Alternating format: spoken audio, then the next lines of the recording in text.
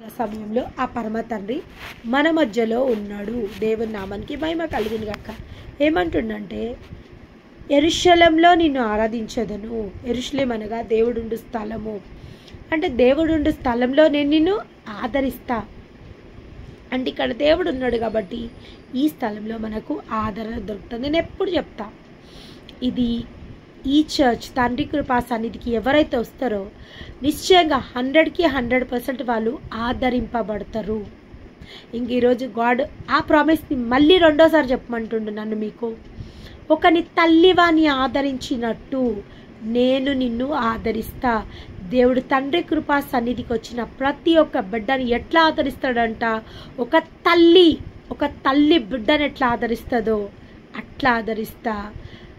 ఈ స్థలంలో మీరు ఆదరింపబడతారు, ఆదరణ పొందుకుంటారు.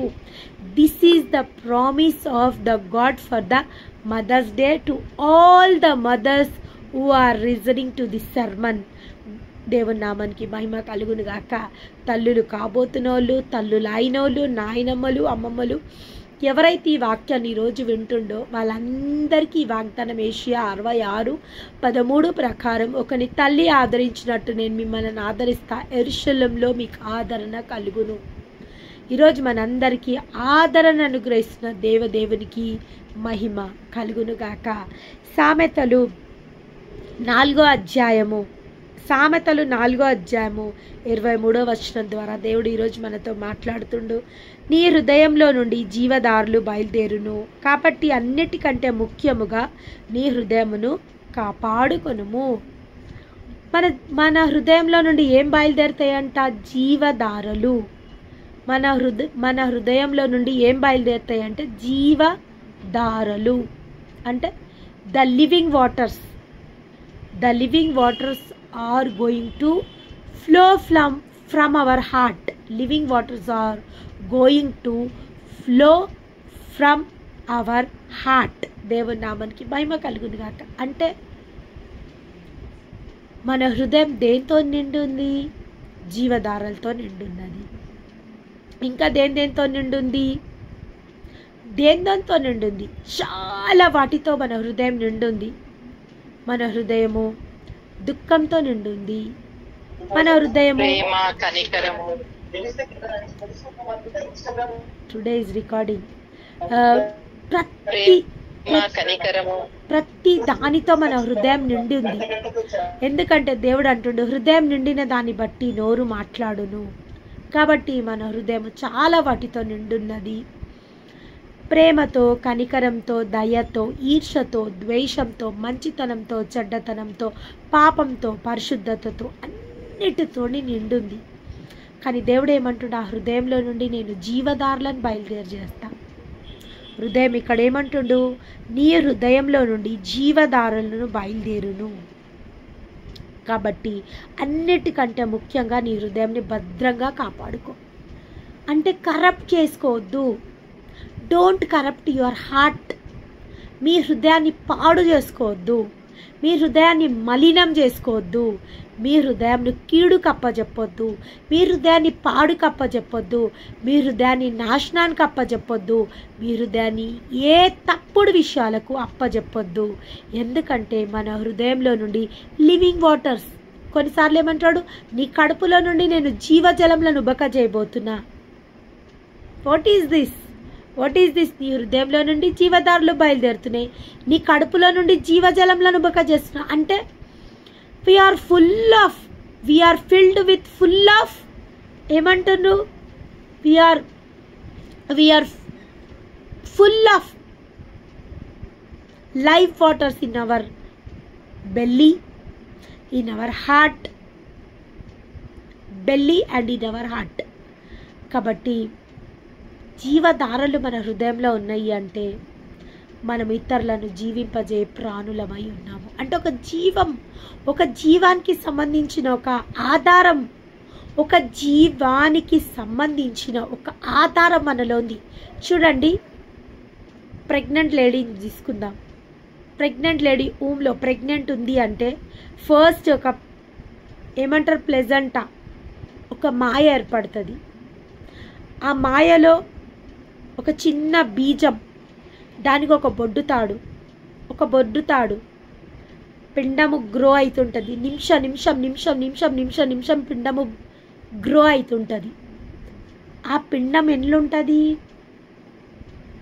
ఎట్లుంటుంది? వాటర్స్లో ఉంటుంది. చాలామంది ప్రెగ్నెంట్ ఉమెన్ స్కాన్ చేసినాక డాక్టర్స్ అంటారు, ఉమ్ము నీరు కొంచెం తక్కువ ఉందమ్మా, ఉమ్ము నీరు తగ్గుతుంది, ఉమ్ము నీరు ఉండాల్సినంత సఫిషియెంట్గా లేదు అంటే బేబీ ఎట్లుంటుంది? లివింగ్ వాటర్స్లో ఉంటుంది. అంటే మన జననం ఎక్కడి నుంచి అవుతుంది? లివింగ్ వాటర్స్లో నుంచి. మన బెల్లి అంటే మన బొడ్డుతాడు ఎవరి బొడ్డుతాడుకి కనెక్ట్ అయ్యింది? తల్లి బొడ్డుతాడికి కనెక్ట్ అయ్యుండి ఆ బొడ్డుతాడు నుంచి ఆ యొక్క వాటర్స్ జీవజలాలు ఆ కడుపులో పిండం ఎట్లా ఫ్లోట్ అవుతుంది? వాటర్స్లో ఫ్లోట్ అవుతుంది. 9 నెలల వరకు ఆ బిడ్డ ఎక్కడుంటుంది? ఆ నీళ్ళలోనే ఉంటుంది. ఎప్పుడైతే ఆ వాటర్ బ్యాగ్ బ్రోక్ అయిపోతుందో baby will come out. When the water bag broke ఆ బేబీ విల్ కమ్ అవుట్. అదేవిధంగా ఇది జననం. యేసు ప్రభు మరణంలో పక్కలో బల్లెపు పోటు ఎందుకు పొడిచిండ్రంటే ఈ మనిషి చచ్చిపోయిండా బతికిండా చివరిగా టెస్ట్ చేస్తుండు. అసలు యూదుల ఆచారం ప్రకారం అయితే ఒక మనిషి చచ్చిపోయిండు అని నిర్ధారించడానికి కాళ్ళు చేతులు కాళ్ళు ఇచ్చేస్తారు. కానీ లేఖనం ప్రకారం ఆయన ఎముకలలో ఒక్క ఎముక కూడా విరగొట్టబడదు. ఇది లేఖనం నెరవేర్చబడాల. లేఖనము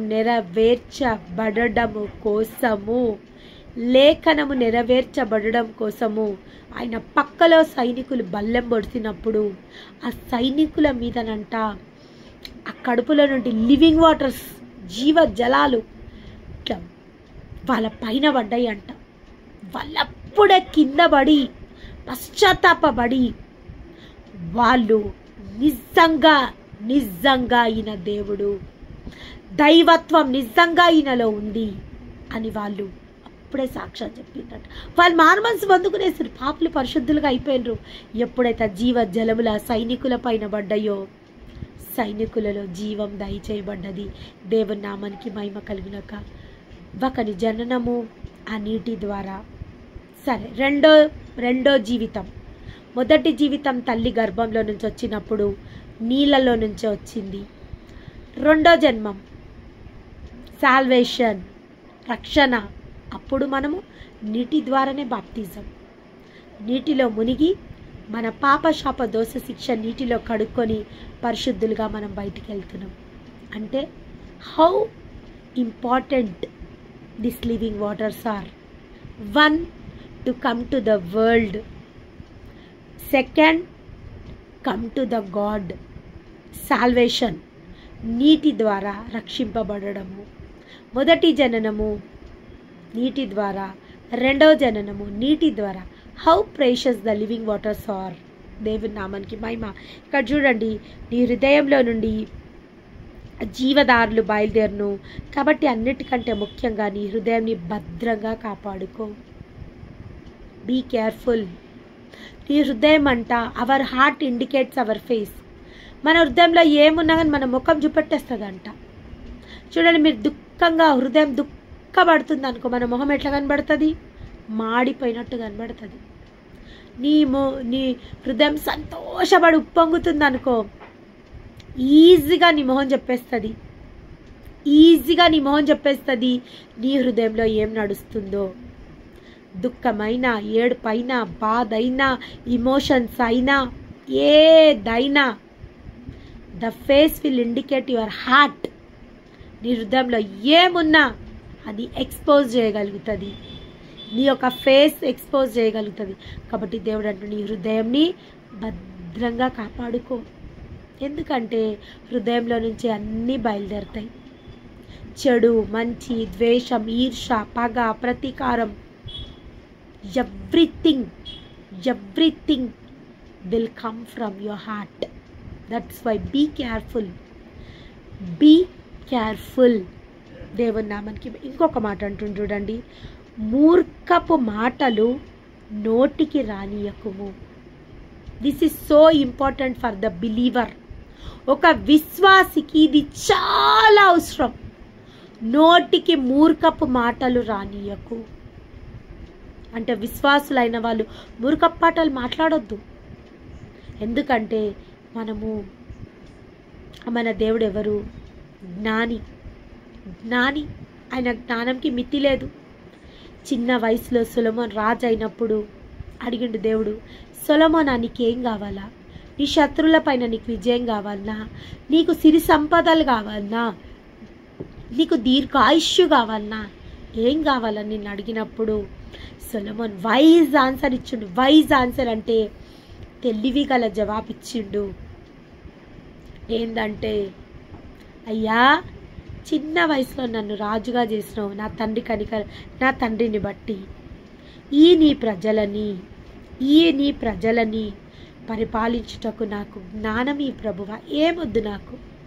ఏమొద్దు కానీ నీ ప్రజలను పరిపాలించుటకు నాకు జ్ఞానం ఇయ్యని సొలొమోను అడిగినప్పుడు దేవుడు జ్ఞానమును, దీర్ఘాయుష్యును, శత్రులందరిపైన, రాజులందరిపైన జయమును, సమస్తాన్ని సొలొమోన్కి ఇవ్వడం జరిగింది. చూడండి, ఒక జ్ఞానం గల మాట దేవుని కదిల్పగలుగుతుంది. ఒక మూర్ఖపు మాట మనుషుల క్రోధంని రేపగలుగుతుంది. దేవుని ఉగ్రతకు కూడా కారణమవుతుంది. నువ్వు ఏం చేయాల్సిన అవసరం లేదు. దేవుని ఉగ్రత నువ్వు రేపాలనుకుంటే ఒక మర్డర్ చేయాల్సిన అవసరం లేదు. నిజంగా నువ్వు దేవుని ఉగ్రతను రేపాలనుకుంటే ఒక మర్డర్, ఒక మానభంగం చేయాల్సిన అవసరం లేదు. నువ్వు అంటారు కదా, నీకు ఏమంటారు, ఎడాపెడగా నువ్వు మాట్లాడు, ఖచ్చితంగా మూర్ఖపు మాటలు మాట్లాడు, దేవుని కోపం రేపబడుతుంది. మూర్ఖపు మాట క్రోధమును రేపును, జ్ఞానం గల మాట క్రోధమును చల్లార్చును. నువ్వు దేవునికి ఏం పర్వాలేదు, దేవుని ఉగ్రత నువ్వు రేపాలనుకుంటే ఏది పడితే అది మాట్లాడేసాయి, నిమిషాలలోనే దేవుడి ఉగ్రత రేపబడుతుంది. ఏం చేసిండు యోనా? నినివేకి వెళ్ళమన్నాడు దేవుడు. యోనా హిజ్ ఎ ప్రాఫెట్. ఎస్, ఆయన ప్రవర్త యోనా. ఏమంటుండు? నినివేకి వెళ్ళు, నినివే పట్టణస్తులకు చెప్పు, నేను నినివేను డిస్ట్రాయ్ చేయబోతున్నా. తర్షీష్కి బయలుదేరిండు. దేవుడు ఏం చేసిండు? మహామత్సరానికి ఆజ్ఞించిండు. ఓడలో ఉన్న వ్యక్తులకు ఆజ్ఞించిండు. వాళ్ళు ఎవరు అన్యాయం చేసిండ్రో, ఈ భయంకరమైన తుఫాను ఈ యొక్క మధ్య సముద్రంలో రేగడానికి ఈ యొక్క ఓడలో ఉన్న ఎవరో కొల్లు దేవుడు ఉగ్రతను రేపిండ్రు అని చీట్లు వేసినప్పుడు యోనా పేరు వచ్చింది. యోనాని ఎత్తి ఏట్లో వేసేసిండ్రు వాళ్ళు. యోనాని ఎత్తి ఏట్లో పడేయడం జరిగింది. మహామత్సరానికి ఆజ్ఞాపించిండు దేవుడు. 3 రాత్రులు 3 పగళ్ళు యోనా మత్సర గర్భంలో మోకరించి పశ్చాత్తాపడ్డప్పుడు 3వ దినాన ఆ యొక్క మత్సరము ఒడ్డునకు యోనాని కక్కివేసను. నువ్వు ఏమి చేయాల్సిన అవసరం లే. దేవుని కోపం రేపాలనుకుంటే మూర్ఖంగా ప్రవర్తించు చాలు. అదొక్కటి చాలు దేవుడి కోపాన్ని రేపడం కోసము. అందుకే ఇక్కడ ఏమంటుండు? మూర్ఖపు మాట నోటికి రానియకుము. ఏది పడితే అది, ఎట్లా పడితే అది మాట్లాడొద్దు అంటుండు దేవుడు. Mark your words. ఒక్కొక్క మాట ఆలోచించి మాట్లాడు. అవసరానికే మాట్లాడు. అవసరం ఉన్నంతనే మాట్లాడు. ఓవర్గా చేయకు. చూడండి, మూర్ఖపు మాట నీ నోటికి రానియకము, పెదవుల నుండి కుటిలమైన మాటలు రానియకము. పెదవుల నుండి ఏ మాటలు రానియొద్దంట? కుటిలమైన మాటలు, కుళ్ళుబోతు మాటలు, కొండములు, కుళ్ళుబోతు మాటలు నీ నోటి నుండి రానియకు. నీ నోటి నుండి తప్పు మాటలు రానియొద్దు. ఇంకేమంటుండు? నీ మూర్ఖపు మాటలు రానియకుము. చూడండి, ఈ రెండింటిని మనం చాలా కేర్ఫుల్గా డీల్ చేయాలా. మూర్ఖపు మాటలు అండ్ కుటిలమైన మాటలు, ఈ రెండు మన నోటికి రానియొద్దు. మన హృదయాన్ని భద్రపరచుకోవాలా. ఎందుకంటే our heart is full of living waters. Our heart is full of living waters. జీవజలములు మన హృదయంలో నుండి ఉబ్బుకుతున్నాయి. మన బెల్లీలో నుంచి ఈ యొక్క మన కడుపులో నుండి జీవధారలను బయలుదేరి చేస్తా అంటుండు. అంటే నీ హృదయంలో నుండి లివింగ్ వాటర్స్ బయలుదేరినప్పుడు అది నీకు సంబంధము. నీ బెల్లీలో నుండి లివింగ్ వాటర్స్ బయలుదేరినప్పుడు అది నీ పిల్లల తరాలకు సంబంధం. ఎందుకంటే ఆ పిల్లలు అందులోకెళ్ళే వచ్చిండ్రు కదా. కాబట్టి దేవుడు నిన్ను నీ తరాలని బ్లెస్ చేయాలని నిశ్చయించుకుండు. దేవుడు మన తరాలని మదర్స్ డేగా మదర్స్కి ఇస్తున్న దేవుడు ఈరోజు ఇస్తున్న వాగ్దానము, God's want to bless your children and children and children with living waters. దేవుని నామానికి మహిమ కలుగును. Then what should we do? ఏం లేదు, మూర్ఖపు మాటలు నోటికి రానియొద్దు, కుటిలమైన మాటలు పెదవులతో పలకొద్దు. That's all. ఈ రెండు చేస్తే మన హృదయాన్ని భద్రంగా కాపాడుకుంటే దేవుని యొక్క దీవెనలు నిశ్చయంగా మనం పొందుకోగలుగుతాము. దేవుని నామానికి మహిమ కలుగును గాక.